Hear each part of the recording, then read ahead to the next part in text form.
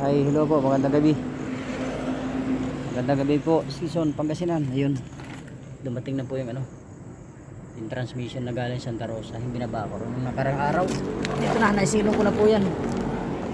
Pero ano pa to, higpitan ko pa po yung mga bolt ng bill housing kasi pinatanggal ko sa kanila kasi mahirap hindi kasya po ron sa Fortuner. Ano ko muna to, kakabit ko po muna ng higpitan ko po muna yung mga bolt niyan. Bill ko yan. Ay silong ko naman na, medyo medyo magaan na po nagawain yan kasi nandyan na sa ilalim, nakano na po sa yun, nakalagay na dyan, naka-chemlock na rin po yan. Ayan. Baka lang yan, higpitan ko na lang po itong mga bolt ng bill housing nyo para ma-set ko to para bukas tapos kami rito at makababa kami ng Clark naman.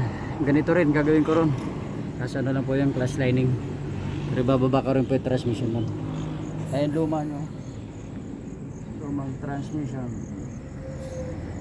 Kaya yun, ito muna dito, tapusin ko yung pagtetest na namin dito, ang aming pagtetest na tapusin ko po muna rito para